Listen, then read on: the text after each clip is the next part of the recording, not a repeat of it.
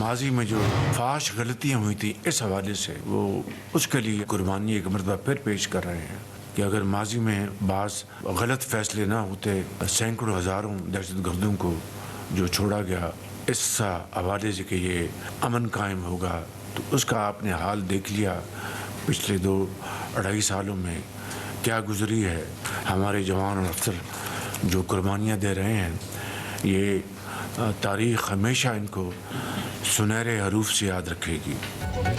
माजी में सैकड़ों दहशतगर्दों को छोड़ा गया। गलत पॉलिसी की वजह से जवान आज कुर्बानियां पेश कर रहे हैं। फौज पाकिस्तान और अवाम दहशतगर्दी के नासूर के मुकम्मल खात्मे के लिए पुरज़्म है। वज़ीर आज़म का वफाकी काबीना के इजलास में खिताब। यूटिलिटी स्टोर के बगैर रमज़ान पैकेज लाने का भी ऐलान। कहा महंगाई की शरह नए साल के आगाज़ पर ही मजीद कम हो गई। अशय खुरनोश की कीमतों में कमी से आम आदमी को रिलीफ मिल रहा है।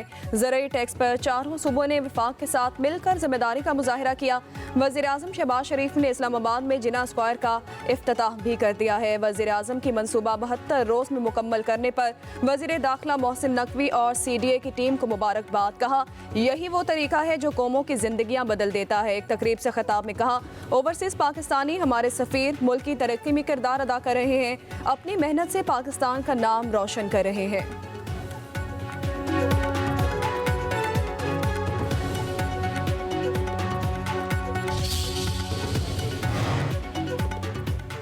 पांच जजेस ने इस्लामाबाद हाई कोर्ट के जजेस की सीनियरिटी का मामला एक बार फिर उठा दिया। ज़राए के मुताबिक 5 जजेस ने सीनियरिटी लिस्ट के खिलाफ representation chief justice Islamabad high court को भिजवा दी। चीफ जस्टिस पाकिस्तान याहिया अफरीदी को भी जजेस रिप्रेजेंटेशन की कॉपी इरसाल कहा गया। जज जिस हाई कोर्ट में तैनात होता है उसी हाई कोर्ट के लिए हल्फ लेता है। दूसरी हाई कोर्ट में ट्रांसफर होने पर नया हल्फ लेना पड़ता है। जज की सीनियरिटी नए हल्फ के मुताबिक तय होगी।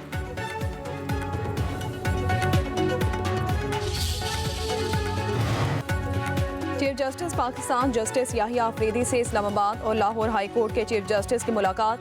वजीर कानून आजम नज़ीर भी मौजूद थे। उधर इस्लामाबाद हाई कोर्ट में नए जजेस आने के बाद बड़ी इंतजामी तब्दीलियां हुई। जस्टिस सरफराज डोगर ATC और एहतसाब अदालत के इंतजामी जज तैनात। इससे कबल जस्टिस मोहसिन अख्तर कियानी के पास ये जिम्मेदारी थी।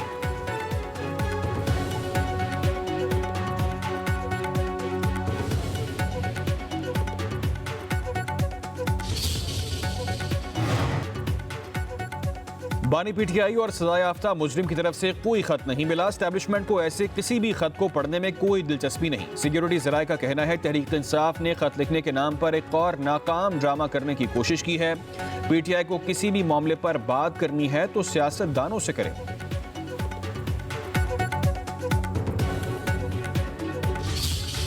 साहब ने कहा कि मैंने एक लेटर लिखा है, चीफ ऑफ आर्मी स्टाफ को लेटर लिखा है और खान साहब ने उनके मदनजात खुद जाके पढ़ के सुनाए लोगों को और कहा है कि फौज की बड़ी कुर्बानियाँ हैं और हलीज नहीं होना चाहिए। और उनकी तरफ से अगर कोई रिस्पांस आता है तो हम वेलकम करेंगे, होना चाहिए। देखिए जितनी सख्तियाँ हुई, जिस तरीके से खान साहब ने इसका इजहार किया है, खलीज किसी सूरत नहीं होना चाहिए, ये अल्फाज खान साहब ने इस्तेमाल किया और खान साहब ने ये भी लफ्ज़ इस्तेमाल किया कोट अनकोट कि ये चीज़ें हो रही हैं जिसकी वजह से नज़ला फौज पे गिरता है, ये नहीं होना चाहिए।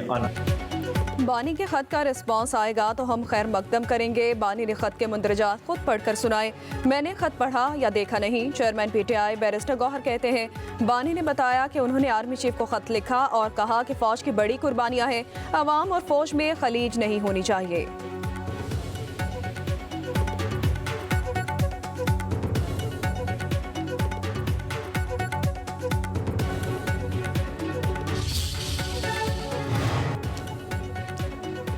खत लिखेंगे गरचे मतलब कुछ ना हो, हम तो आशिक हैं तुम्हारे नाम के। सेनेटर इरफान सिद्दीकी का बानी के खत पर शायराना तबसरा। कहते हैं इस तरह की खतूत नवीसी उस वक्त जन्म लेती है जब आपकी मायूसी इंतहा को हो।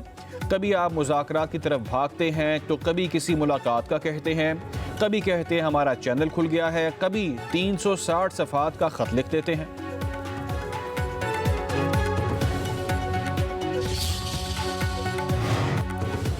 कभी पाँव पकड़ते हैं तो कभी खत लिखते हैं। खत लिखकर NRO मांगा जा रहा है, कोई जवाब नहीं आएगा। इस पर जवाब ही है। पंजाब की वज़ीर इत्तलात अज़मा बुखारी की गुफ्तगू। कहा मरियम नवाज के कामों में कीड़े निकालने वाली सिंध हुकूमत अपने मंसूबे निकाल कर दिखाए। उनके पास बताने को कुछ नहीं, अपने गिरबान में झांके।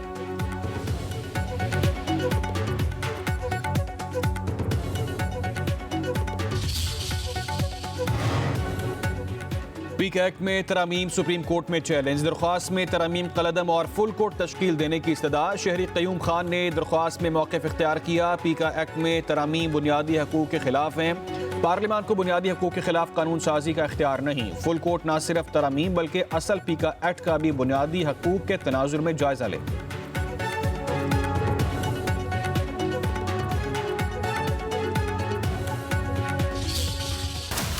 जो शख्स फौजी ना हो सिर्फ जुर्म की बुनियाद पर फौजी अदालत के जुमरे में आ सकता है। क्या दहशतगर्दी जैसे संगीन जुर्म पर भी किसी का फौजी अदालत में ट्रायल हो सकता है? आर्मी एक्ट के मुताबिक फौजी अदालतों के क्या इख्तियारात हैं? हमारे आर्मी एक्ट जैसी सेक्शन 2D क्या दुनिया में कहीं मौजूद है? फौजी अदालत में सिविलियंस के ट्रायल केस में जस्टिस जमाल मंदुखैल के रिमार्क्स। आईनी बेंच के सरबराह जस्टिस अमीनुद्दीन खान ने कहा, अगर एक जुर्म फौजी करे और वही जुर्म आम आदमी करे तो ट्रायल अलग जगह कैसे हो सकता है? कानून को उसके गलत इस्तेमाल पर कलअदम करार नहीं दिया जा सकता। वकील सलमान अकरम राजा ने दलाइल दिए। फौजी अदालत में ट्रायल किसी सूरत मुमकिन नहीं। इल्जाम कितना ही संगीन क्यों ना हो, ट्रायल आज़ाद फोरम पर ही हो सकता है।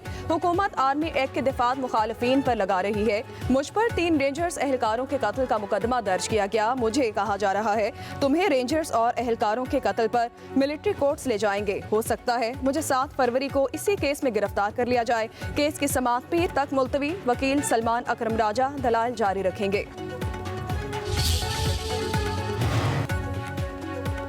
जस्टिस मोहम्मद अली मजहर ने रिमार्क्स दिए। FB अली खुद भी एक सिविलियन ही थे, उनका कोर्ट मार्शल कैसे हुआ? आर्मी एक्ट की शिकों को कलअदम क्यों करार दिया गया?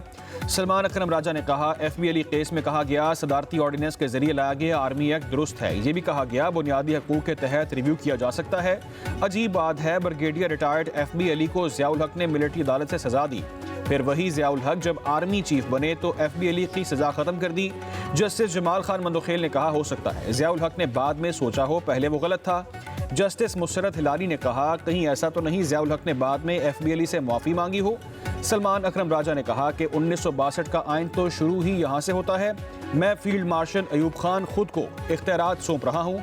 उस दौर में आर्टिकल छपवाए गए, फतवे दिए गए कि इस्लाम में बुनियादी हकूक़ नहीं है। जस्टिस जमाल खान मंदुखेल ने रिमार्क्स दिए कि फतवे देने वाले वही रहते हैं, हुकूमतें आती जाती रहती हैं।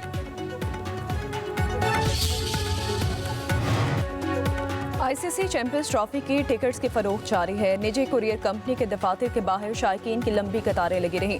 एक शनाख्ती कार्ड पर 4 टिकट्स की फरोख्त। चैंपियंस ट्रॉफी में दुबई में शेड्यूल पाक भारत टाकरे के टिकट 3 अरब 40 करोड़ रुपए में फरोख्त हुए। उधर ICC चैंपियंस ट्रॉफी का टूर लाहौर के वुमेन कॉलेज में पहुंचा दिया गया। तालिबात पुरजोश ट्रॉफी के साथ सेल्फियां बनाई।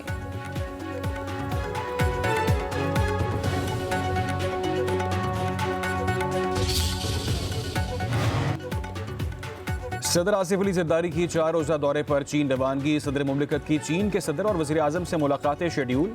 सदर मुमलिकत नवी एशियन गेम्स की इफ्तिताही तकरीब में भी शिरकत करेंगे।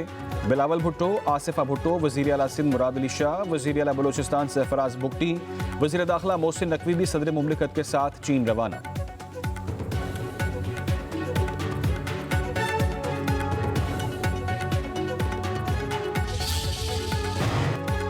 तहरीक इंसाफ की 8 फरवरी को मीनार पाकिस्तान लाहौर में जलसे के लिए दरखास्त पर समाअत। लाहौर हाई कोर्ट ने DC समेत दीगर से जवाब तलब कर लिया। जस्टिस फारूक हैदर ने दरखास्त पर समाअत की।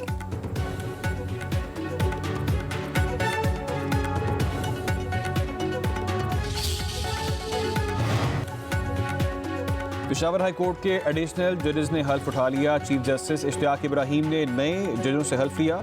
Justice Tariq Afridi, justice Abdul Fayyaz, justice Faraz Jamshed, justice Inamullah हल्फ उठाने वालों में शामिल। Justice Sabitullah Khan, justice Salahuddin, justice Sadiq Ali, justice Mudassir Amir, justice Aurangzeb और जस्टिस काजी जवाद एहसान ने भी हल्फ उठाया। पेशावर हाई कोर्ट में जजों की तादाद 23 हो गई। जुडिशल कमीशन ने 10 नए एडिशनल जजों की मंजूरी दी थी।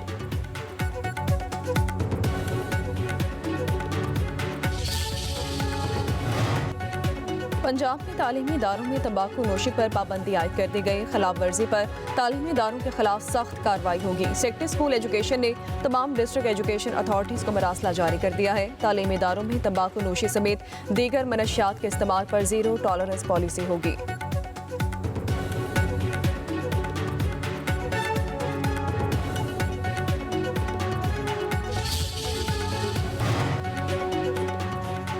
पेट्रोलियम मसनूआत की कीमतों में इजाफे के आफ्टर शॉक्स। पाकिस्तान रेलवे ने एक बार फिर मुसाफिर ट्रेन के किराए बढ़ा दिए। नोटिफिकेशन के मुताबिक ट्रेन की तमाम क्लासेस के टिकट में 5% इजाफा होगा। इजाफे का इतलाक तमाम आउटसोर्स ट्रेनों पर भी होगा। इतलाक 5 फरवरी से किया जाएगा।